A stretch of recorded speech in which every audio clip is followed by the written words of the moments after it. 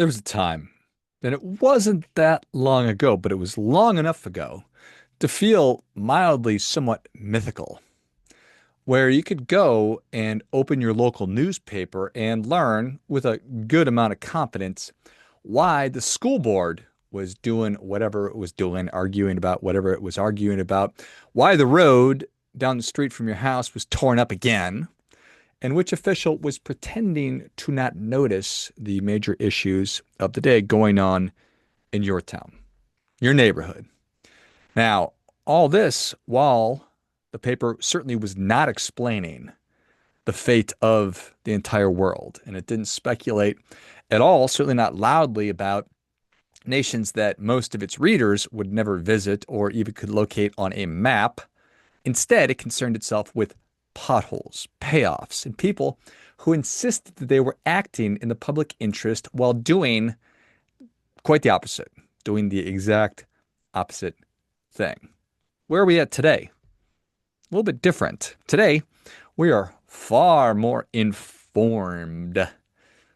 We are equipped with way more information. We know what is happening everywhere, right now, all at once, at an impossible volume, and with remarkable certainty. We are briefed hourly, if not minute to minute, on the destiny of nations, the motives of human beings that we will never interact with, absolute strangers, and the moral failings of people that we will never meet, while remaining strangely uninformed about what's actually happening down the street, at the school board meeting, with the local politician, behind the desk, or inside the institutions that we paid for with our own money. So progress, it seems, has given us telescopes for distant fires, but blinders for the smoke that is seeping underneath our own door because the house is on fire. What's the point? Well, I was at the gym yesterday, um, lifting really heavy weights. Um, all right, moderately heavy weights. And on one of the TVs, you know how it goes, there was a local news station on, and the headline said, "What's next for Venezuela?" And I thought to myself, who gives an ass? It's not that I don't care. It's just that what a strange thing for local news to be covering. What an odd thing for some guy or gal at the Phoenix affiliate of XYZ News to be weighing in on what we certainly have no idea. We have no idea what's going on in Venezuela. I question whether the State Department has any idea what's really going on in Venezuela. So what's, you know, stormy weather over at ABC 5? What's the point of that? But whatever. It's just things that sort of pop into my head gave me this really visceral response. I had to just make a note of it really fast to make sure that I thought about it and then shared with you my thoughts. You remember that movie Spotlight? I think it won the Academy Award for Best Picture. It is without question a triumph of journalism. The movie itself was a beautiful movie, and the story itself is a brilliant display of what it really means to be a journalist. And it is true triumph of responsibility more so than it is a triumph of journalism. And that's an interesting thing, isn't it? To think about the responsibility of a journalist, the responsibility of a journalist, the job and the responsibility of a journalist. The reporters and Spotlight, they didn't set out to explain the world. They didn't chase the biggest story that's imaginable. They ask a far more dangerous question. What's happening here, and why isn't anybody doing anything about it? Why hasn't this been dealt with at all? Why is it being ignored, swept under the rug, hidden? What's up with that? This doesn't seem right. Those folks stayed local, they stayed patient, and they stayed highly uncomfortable. And they understood something that is essential. The closer we get to power, the greater the obligation to look directly at it. So That kind of journalism doesn't necessarily trend very well, doesn't entertain necessarily, it doesn't move very fast, but it does something way more important. It makes itself indispensable. Because when institutions fail, investigative reporting is not a luxury, it is an essential and necessary form of civic hygiene. So you fast forward to today and you see a very strange inversion in what is going on. Local news, which is meant to serve the community, is increasingly occupied with national and international commentary. Phoenix viewers are asked to consider the future of Venezuela, while city council meetings go absolutely uncovered. Not a peep. School boards operate in near silence. Budget passed without any scrutiny at all. Corruption, when it occasionally does exist, is left undisturbed because, not because it's invisible, but because nobody is looking closely enough. Then along comes Nick Shirley. Who's Nick Shirley? Just some kid. He's like 22 years old. No big newsroom, no budget, no legacy institution, no lawyers to ask their approval of, to run things past. What does he do? Does he live in Minneapolis? No. He just goes there. He looks. He asks questions.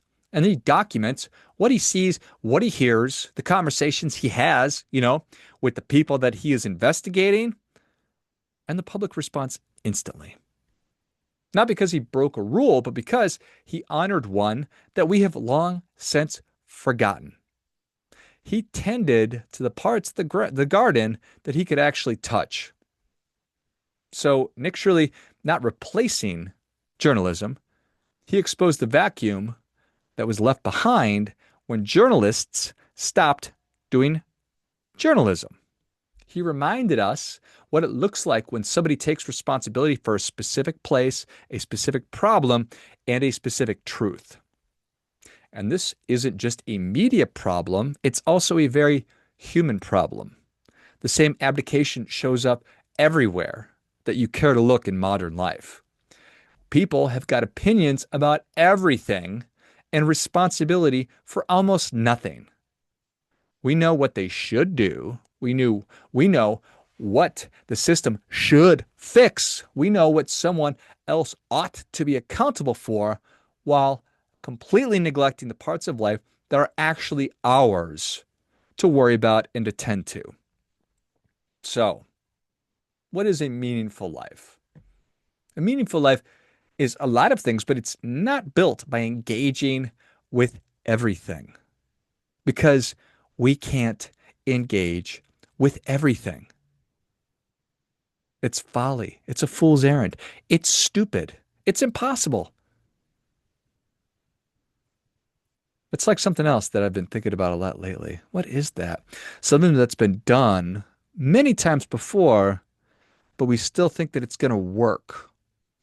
Anyway, so a meaningful life is built by committing to something. It's committing to the things that are most important. Things like your family, your community, the work that you're doing, your finances, your health, your integrity, and your word, those things.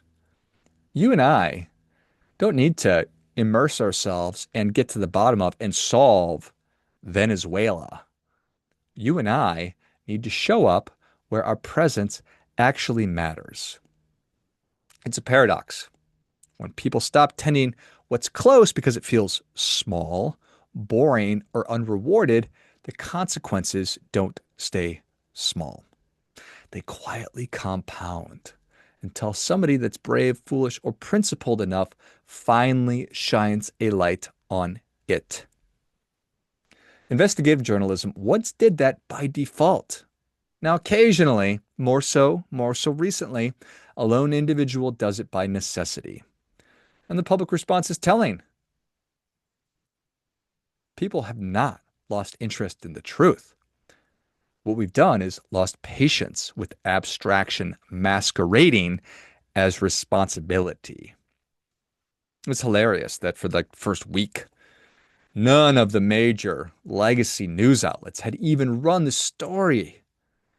Yet his piece, his video had been viewed like 200 million times just on X and millions of times, if not hundreds of millions of times on YouTube. And I'm sure that that number is at least twice that today. It's wild, but so obvious, so sad. What a bummer. But these are the things, and change can happen quickly. I know that when I feel like things are too far gone, I need to remind myself of that truth that things can change, and not only that, they can change really quickly. We're seeing it in so many different avenues of life right now, so many different instances. Here's the thing. A culture that watches the world burn while ignoring its own street has mistaken awareness for responsibility. And we need to flip that back around. Awareness, that's great. I'm aware of it. But what do you have responsibility for? I know what I'm responsible for. I'm responsible for myself, my family, my community, my street, my neighborhood, my city. These are the things that I have control over, and we must tend to the parts of our garden that we can touch. That's what living, understanding, and living a meaningful life is really all about. And that's what I'm interested in doing. And I know that that's what you're interested in doing. I invite you to check out my newest book. It's called The Meaningful Few, Designing a Life That Works. You can buy it on Amazon. I'll link in the notes. And we're in the process of standing up a ton of resources. And you can go to mymeaningfulfew.com because I know that this stuff isn't obvious. And I know that we want to be responsible. I know that we want to tend to those parts of our garden that we can touch and therefore influence.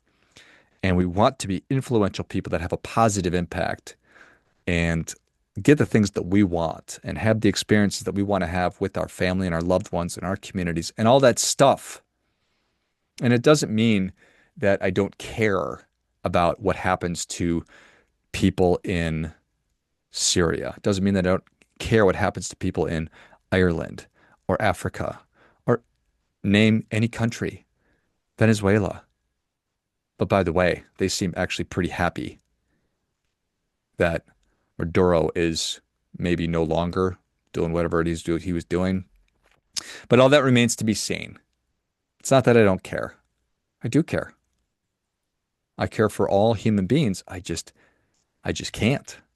I can't concern myself and worry about and give them my most valuable resources because those are finite. And when I give them to one thing, I'm saying no, and I cannot give them to everything else. Just think about the amount of attention that you have. It is not unlimited. And therefore, when you give some of it to CNN and you worry about what's going on in Uzbekistan, well, that means you can't give as much to the things that I advocate that you ought to be, which are the things that I just went through.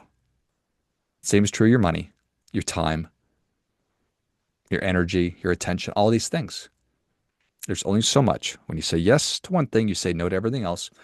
Life is a series of trade-offs, and that is what it is all about. There are no solutions. There's no perfect solution. It's just trade-offs. So you're choosing. And I believe our life is going to come down to those choices and those series of choices, and you're going to get the life based on those choices. So let's make good choices and focus on the things that we have control over. Do your part by doing your best.